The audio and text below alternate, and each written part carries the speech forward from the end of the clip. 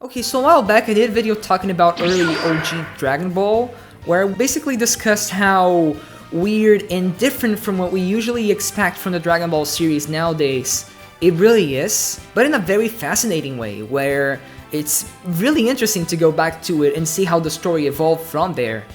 And since then, naturally, I kept reading through it and actually really enjoying it. And I'm a few arcs ahead now, and was already planning on making a follow-up video eventually. However, that day came a little sooner than expected when the tragic news of the passing of Akira Toriyama, Dragon Ball's legendary writer and illustrator, came about. He's also responsible for many other things, such as the art for the Dragon Quest video game series, which is basically the progenitor of Japanese RPGs, the art for Chrono Trigger, which is widely considered to be a masterpiece, as well as other really popular manga, such as Dr. Slump and Sandland. So join me as I pay respects to Toriyama Sensei in discussing how Dragon Ball became special.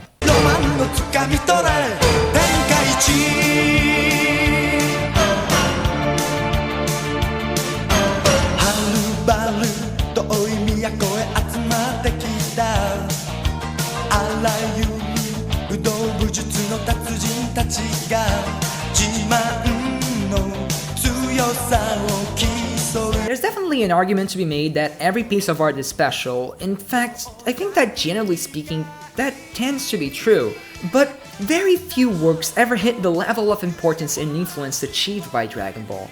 Stories like Hunter x Hunter, Jujutsu Kaisen, Naruto, and One Piece simply would not exist without Dragon Ball. However, as we saw in the previous video, DB definitely still had its growing pains, growing from what was basically just a silly parody of Journey to the West into the cornerstone of battle shonen as we understand it. And that is largely a result of how Toriyama writes his stories, that is, usually making stuff up as he goes along. And we immediately start seeing the story transition as we get done with the very first arc in the Pilaf saga, which was where we last left off in our previous video, transitioning into the 21st Tenkaichi Budokai, which is basically this world martial arts tournament. That is basically the very first tournament arc in shonen manga, which is a trope that goes hand in hand with the genre. And with that, we also get the mini training arc with Master Roshi, which is the progenitor of another very common trope in shonen manga. That's right, the training arc. And even though it's really short, I really did enjoy these very few chapters of Goku and Krillin training with Roshi because they're just such a vibe. Honestly, they feel very similar to training arcs nowadays. They really haven't changed that much. It's really cool seeing the characters train in these obtuse and very unique ways, very Karate Kid-esque in a way. It's still kind of ridiculous, but it really is just kind of vibe. It gets you attached to the characters in the scenario, and there's this one particular sentence by Master Roshi that would get echoed all the way in Dragon Ball Super that really stuck with me. Work hard, study well, and eat and sleep plenty. That's the turtle hermit way to learn. But yeah, after the training is all done, we get a little time skip, and we move on to the Budokai Tenkaichi itself. But right before that starts, we do get a little bit of time seeing the characters meeting each other again after the time skip, and it's only been a few chapters. By that point, the story is not that long at all, and the characters are mostly comedic, so you wouldn't expect to feel very attached to them. However, Toriyama does some sort of witchcraft I honestly do not understand, because it genuinely felt really nice seeing these characters again, even though the training arc was really short. Just something about how they greeted each other and were happy to see each other again and to root for Goku in the tournament just hit close to home in a way that I don't know if I really understand. It was at that moment where I really felt like I was getting into the story, like I was being rewarded for keeping up with these characters and what they're up to. And with that, we also get a few conversations between Goku and Krillin as they're preparing for the tournament, and that also hit close to home, but for different reasons. As someone who does sports, I'm very familiar with the sensation of going to these sorts of competitions and the whole expectation you put on yourself while you're getting into them. The Budokai Tenkaichi is supposed to be this huge tournament. Initially, Goku and Krillin aren't expected to win. Roshi specifically tells them, oh, you're going in to participate and see how well you do. The goal is not to win. And we see stuff like Krillin getting really nervous before the first fight and stuff. And something about that just felt very familiar. It makes me wonder if Toriyama has any sort of experience with that kind of stuff. Usually when we go into these kinds of tournaments, the characters are really confident, or if they are nervous, it's a little bit more exaggerated, a little bit more, I guess, comedic, which is weird when you're talking about early Dragon Ball, but it really just felt kind of genuine in this case. Like, yeah, of course they're nervous, they're gonna fight in their first tournaments. And then the catharsis you got after that, as you see, no, they're actually really strong and they're able to fight off these guys really easily.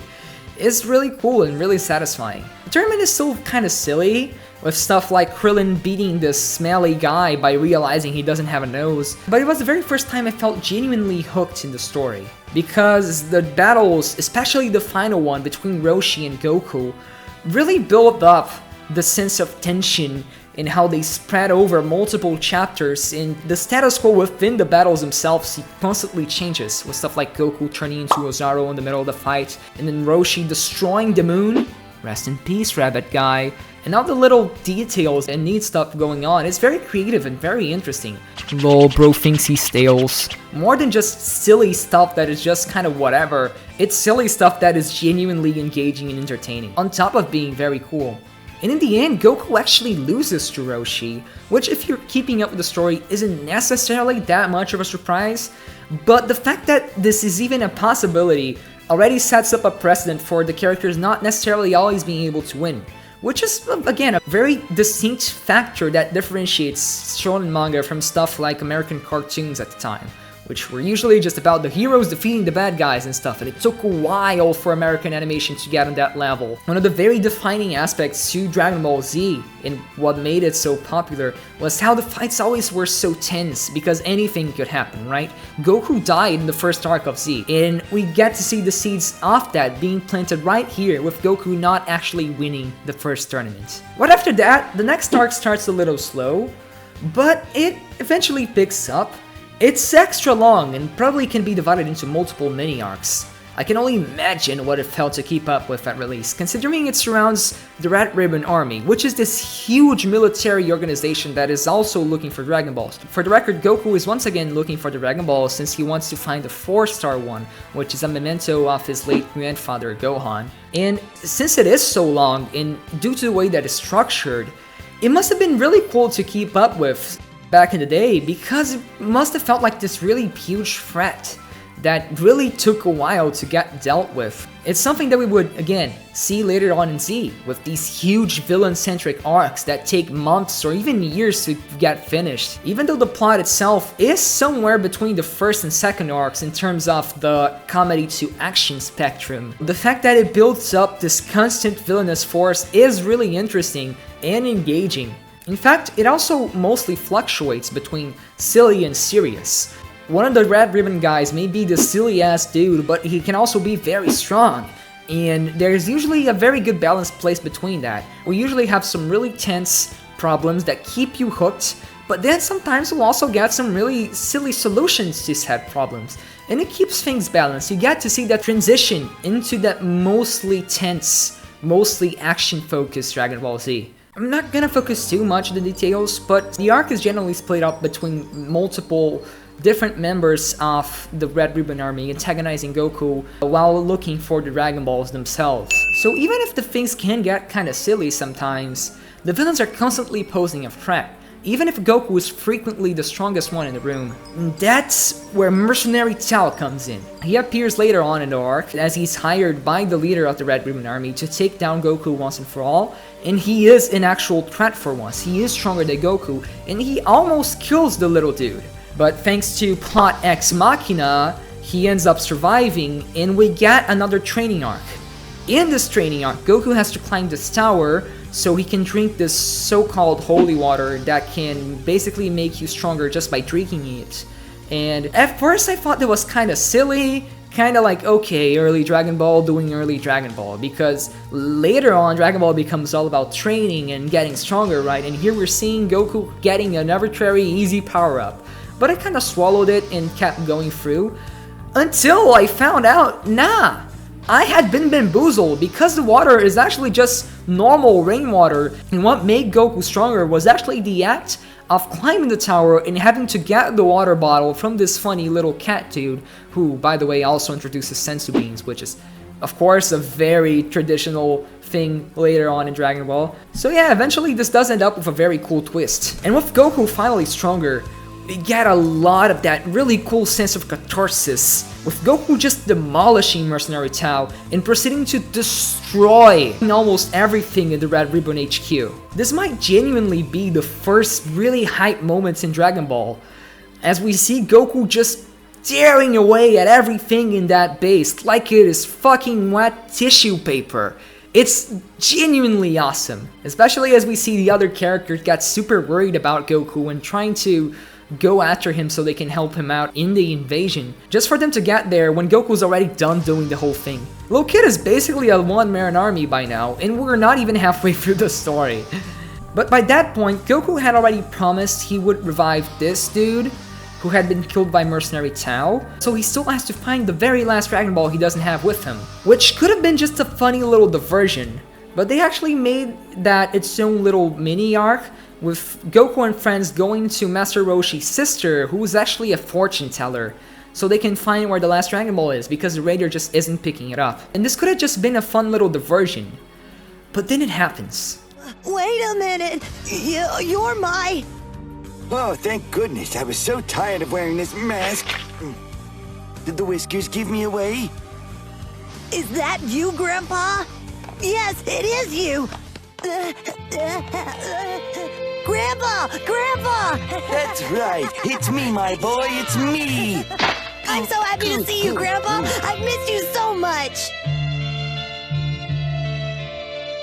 Where have you been? I thought you...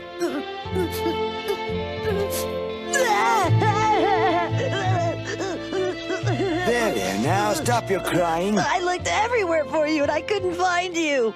Goku, I've never seen him like this. With all his strength and accomplishments, it's easy to forget he's just a kid. Goku meets the spirit of Grandpa Gohan. Turns out one of the guys Roshi's sister wants Goku to fight so she can actually do the fortune telling is the late Grandpa Gohan. And the twist, if you can even call it that, is very obvious. He's wearing a mask at first, but like if you've seen the character design, you'll know it. But we still get a really cool fight and eventually a genuinely very sweet moment between Goku and his grandfather. On paper, it's not that groundbreaking, but again, it's that Toriyama magic just shining through. Seeing Goku, who is just a silly little kid, get all emotional over meeting his grandfather again, especially if you consider all the baggage most of us already have with Dragon Ball if we're going backwards and reading the original story after getting familiar with Z, and already hearing about Grandpa Gohan and how Goku's son would eventually be named after him. It's really simple but effective. Either way, in the story that up until this point was focused mostly on comedy and action, this level of sincerity was unprecedented pretty much. Something we would see a lot more of later on, as the threats get more serious. The day I was reading through that part, I was already basically marathoning it and had been sitting down reading for a while, so I thought it was a nice spot to call it a night. And then I had that ending stuck in my head for a good while after that.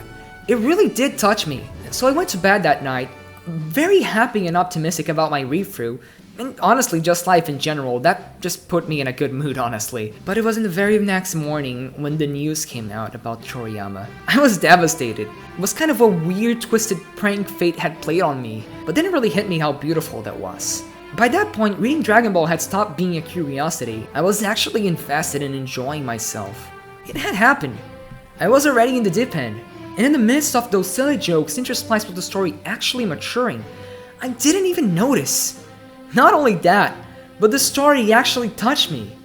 The story that I know would have many more iconic moments ahead had already cut its hooks on me.